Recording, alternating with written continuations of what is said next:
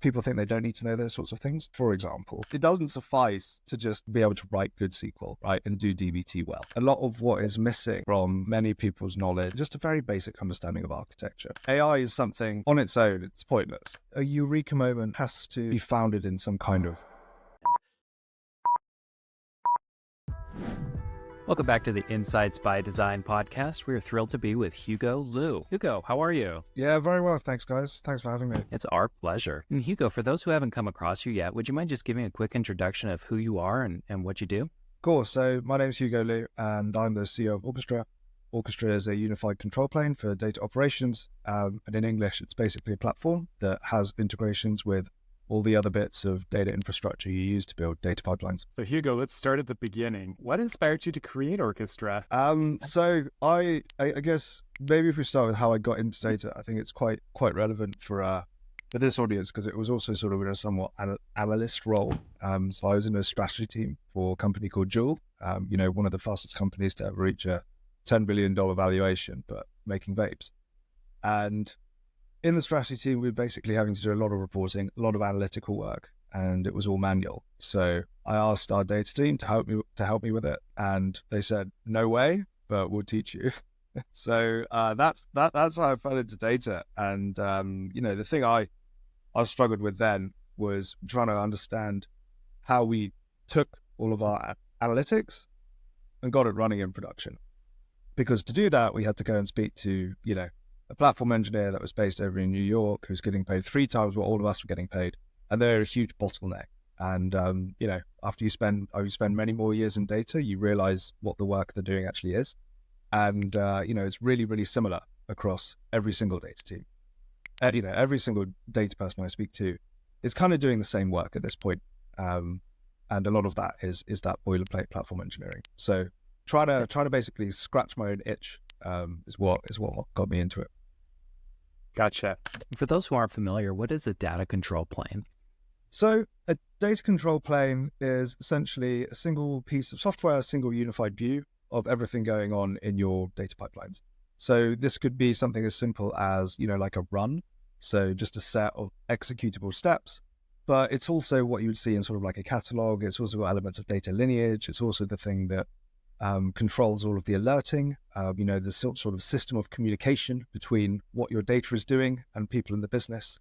It really gets to that sense of, okay, if I've got something which integrates with bits of my infrastructure, what are the things that thing should be doing? That's what a data control plane is. And Orchestra has been described as a game changer in the data industry. What do you believe sets it apart from other data platforms? I mean, it's tricky, right? Because everything's a data platform, right? It's like, I imagine Dremio would also probably describe themselves as a data platform. And I guess, we are definitely a platform.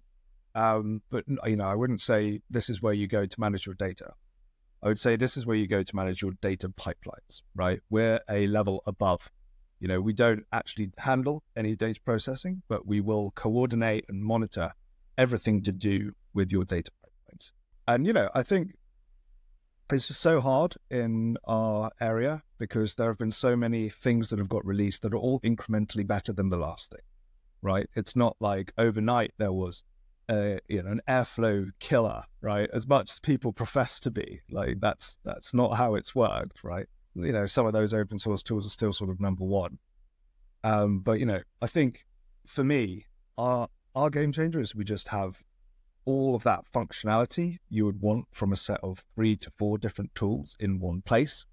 And the combined benefit is greater than the sum of the parts because it's, it just makes sense for all of that functionality to exist within the same place. Every tech founder we've talked to seems to have a eureka moment, a moment when they've realized they've hit on something big. What was that moment for you with Orchestra? Interesting question. What are some examples of eureka moments that other people have mentioned? Just out of interest. A lot of times it's running into specific issues. We spoke with the founder of Delivery Layer, where he was trying to share outside data and just couldn't. So he's like, I'll create a way to be able to share data externally. I feel like a eureka moment has to be founded in some kind of external truth.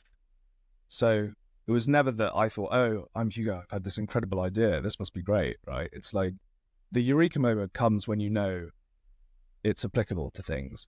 And I think it was probably the learning of, just speaking to sort of like hundreds, if not like over 1,000 people in the data space and asking what they were spending their time doing, right? Because if you ask people this, 6-7 years ago, they'd all say they were building an ingestion app to move data from Salesforce into a data warehouse.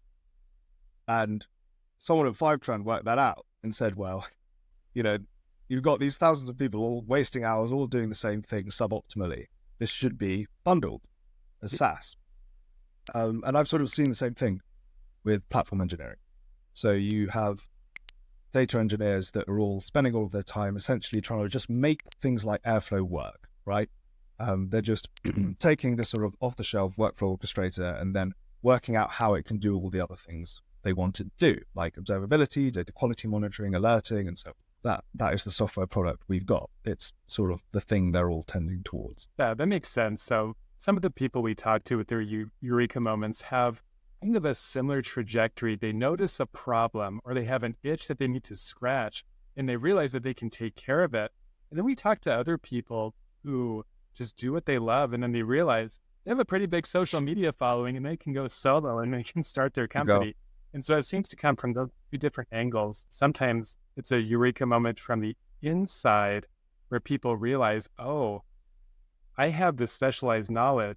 I can solve this problem for other people. And other times the eureka moment is more of an external thing where it's like, whoa, like my followers, like my audiences are really into this. I want to give them more. And sometimes it's a blend of those two things. So it's to hear about the genesis, the eureka moment of Orchestra. Yeah, it's interesting you mentioned the sort of followers aspect, because obviously, Andrew, you've got a very sort of targeted data analyst following on LinkedIn. And, that scenario which we discussed, that I'm also sort of getting into a bit more now. But, I wouldn't say that sort of the audience you get on LinkedIn, at least for me, is sort of representative of the people that have problems. I remember one person saying, none of the best engineers are on LinkedIn. Probably off sort of enjoying their lives because they've just done a week's work of engineering in a day. That's a good point too for other tech entrepreneurs, I think. Just because you don't have a massive LinkedIn following doesn't mean that you don't have a valuable business, and it doesn't mean that you don't have a valuable idea that could become a bit. Oh yeah, definitely not. No, it's definitely not a prerequisite. I think, I probably wouldn't have done it, to be honest, apart from, I think I do have, I would say that this was another thing that I wanted to sort of itch, right? It's like, I went on LinkedIn sort of like over a year ago when we were starting Orchestra, and I was just frustrated because there's so much stuff on there that's just so annoying. And you've had quite an interesting background with history in investment banking and mergers and acquisitions. What are some of the skills that you learned from your early career that have helped you as a CEO and founder of a data company? Good question. I guess maybe I'll do a skill from each one. So first job, as you said, investment banking, M&A, probably just like work ethic and being incredibly organized, right? It's like in that job, you are literally drowning in things. It's almost like if you look at your email every 5 seconds, another thing crops up. So that was that. And then obviously working at Joule, picked up a lot of the skills you need to sort of be successful in data, right? Sort of a lot of communication, a lot of teamwork, collaboration. And then worked in a restaurant. So I was a chef for a bit. Again, I think that it's probably just like focus, and sort of just drive, right? It's like you've got 14 hours a day on your feet. You've got to sort of zone in, and get it done. And then, of course, I was sort of leading the data team at Kodak, which is a sort of fast-growing fintech company based in London. The thing there was probably knowing how to take a breath and pause, because that company was going so fast, and it didn't mean that the right thing to do was to, just build stuff. The right thing to do at many points was to sort of ask people to slow down and just sort of get people in a room and say, look, we're doing all these things, but what is actually the right course of action here? How do we plan for this? But that's been really helpful for Orchestra, right? Because, we get all these customer requests all the time. But sometimes it's good to just stop and focus and plan, even though there's sort of chaos reigning everywhere. I always love to hear about people's past jobs, because when we're little, probably none of us said, I want to be a data engineer, a data analyst.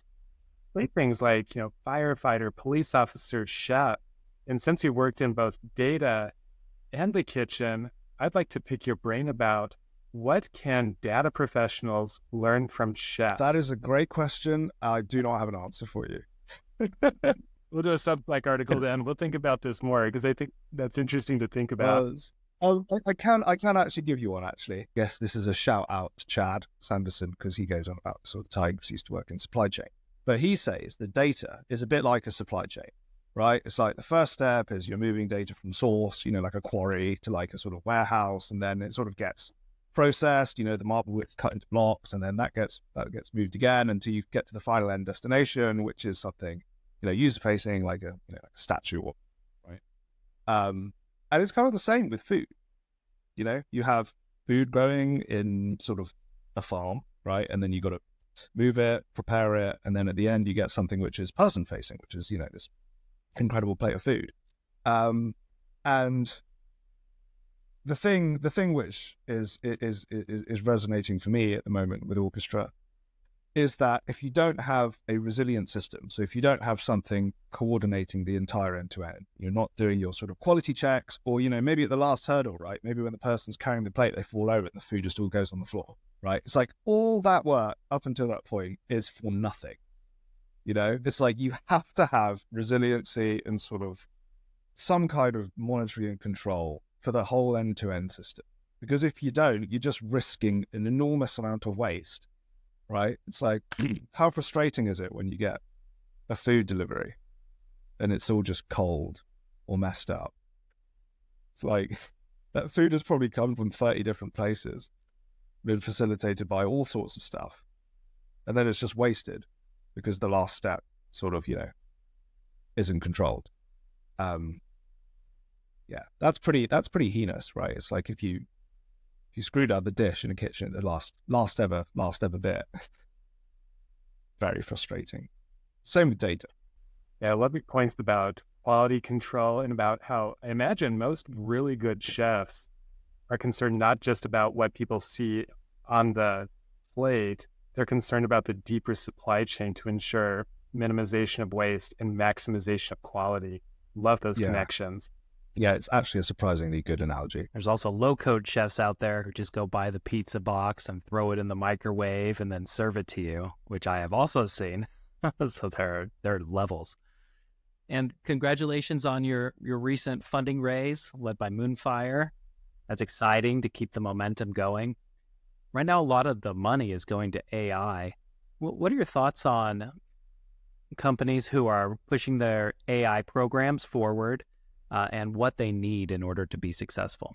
Yeah, it's a really good question. I think to your point, we made a decision to not try to raise money as an AI company, because that is not, it's not our core focus, even though it sort of indirectly is. And what I mean by that is, you can't do AI unless you have data. And the data has to be high quality. AI is something, it's a bit like putting the herbs on a dish at the end of it, right? That's the thing you do at the very end. On its own, it's pointless. So my hope is that over the sort of next 6 to 9 months, people start to realize that if you're in analytics and you want to do AI, you can't just do it. You have to have robust end-to-end data pipelines first. And that will hopefully be a driver for the adoption of, more tools which are aligned to best practice, which are, obviously things like Orchestra. I think there's one interesting play in that a lot of the people that are doing AI aren't in the data space. So, for example, if you're a software engineer, right, you're probably just taking data from some operational database, like an RDS instance or Postgres or something, and then, taking some of it, sending it to an API, getting a response back, surfacing it somewhere, storing those, and then maybe having a separate microservice to monitor the quality of those sort of outputs. Of course, that data in the database has to be correct, but that's sort of solved not by data data SaaS, but just software engineers being good at their jobs. AI also raises a lot of questions surrounding data ethics, and data ethics are becoming increasingly important. How does Orchestra navigate ethical considerations of data usage? Good question. I mean, I think from the perspective of governance, we obviously give you a place where you can see all of your pipelines, right, and who's accessed what. So, we help people behave in an ethical way because we're sort of helping you enforce regulations. But I think in terms of making sure that companies use data properly, it's very much like not our space, right? It's like if you were to take, basically, if you were going to do something you shouldn't, it's generally quite hard for you to understand that from the infrastructure perspective, because infrastructure is not opinionated like that. Orchestra is sort of horizontal in that sense. It's like we could be in the business of leasing you machines on a cloud like EC2. It's not up to me what you use that for. And one thing that Orchestra does well is increased observability and transparency throughout the data flows, which is incredibly helpful for monitoring for ethics as the platform engineer or the data engineers who can look into Orchestra and are familiar with GDPR and CCPA and all the other regulations that are coming out. I think Orchestra makes it super easy to pinpoint areas that may warrant some further consideration about the data that's flowing through the pipeline. Yeah, I mean, do you draw a consideration? Like a contrast between sort of behaving in an ethical way and behaving in a compliant way? Well, okay, so they're not the same thing for you, right? They're related, but they're not exactly the same thing. Compliance specifically tied to whatever regulation is passed and ensuring that the regulators won't find any misdoings purely based on the regulations. That doesn't mean that it's ethical. And you and I have probably both seen that from the investment banking world, right? There's some regulations that you can definitely get away with that can walk away with some really good money in your pocket, but maybe not the most ethical way to behave. On the compliance side, right, we're definitely aligned to that because we give you an audit log of everything that's happened, which is sort of like a base requirement for compliance with many types of regulation. I would say that's probably our main focus, but then in terms of, understanding how people can behave more ethically and the patterns associated with that, probably one to work on. What are some of the biggest misconceptions people have about working with data, and how does Orchestra address those misperceptions? Interesting. I guess one of the ones is probably how easy it is to do stuff incorrectly. I think a lot of what is missing from many people's knowledge is just a very basic understanding of architecture, right? It's like if you're a software engineer, you're not just a programmer in a specific language like Python or Java, right? You have like an understanding of what your building should do, right? It's like if you're managing a database, that maybe you know to ask if it needs to scale up or scale down, right? You need to know to ask if there are many concurrent requests or just a few. You know to ask what type of operation is going to happen on it, like read, write, insert. And I feel like in data, people think they don't need to know those sorts of things. So, for example, and I don't mean to take aim at the analytics engineering community, but it's kind of hard not to, right? It's like it doesn't suffice to just be able to write good SQL, right, and do DBT well, because what happens then is you have an incredibly complicated data modeling domain where everything is incredibly interlinked, and nobody knows how it relates to upstream processes like data movement or downstream processes like sort of refreshing dashboards or even AI, right? And then when it comes to the person who's looking after the entire end to end, it sort of doesn't make sense in the middle, because on the analytics side, it's just essentially a sort of a Wild West when it comes to data modeling. Probably the biggest misperception in my eyes, in that if you're getting into data, you can just focus on one very, very, very tiny specific area and not have to sort of be well-rounded and expect to have the sort of end-to-end system that works really, really, really well. because, unless you have somebody sort of telling you exactly what to do, but then covering your back for the areas you're not looking at, I think that's really, really, really difficult to get right. Really great. And Hugo, we super appreciate the time that you've spent with us. We're very excited for Orchestra and that all that it's doing. We'll leave you with one final question. So on LinkedIn, you've noted several times the importance of mentorship. If you could get advice from anyone, who would it be? I mean, there are a few people that have built good stuff in the software space. Personally, I quite like Ali, the Databricks. I think their route to market is very, very, very unique in that they had a sort of open source component that was focused on doing something very, very specific, executing Spark. And then they built a commercial product around that. And now they have a data platform that does everything, and a very, very, very well-functioning team. Although he does speak about his experiences quite a lot, so maybe I would go for somebody that doesn't share them as readily. But that's who springs to. So I think Andrew said that was the final question, but your response made me curious. So since you've dropped off, I'm going to ask a couple more if that. Yeah, he's one now. Aha, I'm taking over. So I wanted to ask about corporate culture at Orchestra. How do you cultivate talent within your organization?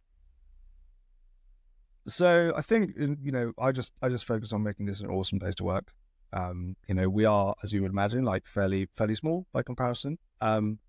And I guess it's just all about keeping a good balance, right, between all the types of work and keeping good lines of communication between everybody. So we do a lot of planning because planning is fun, right? Because you get to think about architecture. We'll do sprints where we just execute a lot of stuff. We keep the lines of communication very high. It's like I know what everyone else is doing. They know what I'm doing, and that obviously helps to motivate, right? Because you understand why you're doing these things. We're not just building blindly. It's like, no, it's like we're building this for this client. We're building this because it's part of the vision. Like this is taking priority because of that reason. And then obviously things like socials, just keeping a good balance, having fun, making it interesting, intellectually challenging, all of the above. Awesome. Well, thank you so much, Hugo. We wish you the best and look forward to seeing all of the exciting things that Orchestra is doing. Thanks, guys. This is great. Thanks for having me. Our pleasure.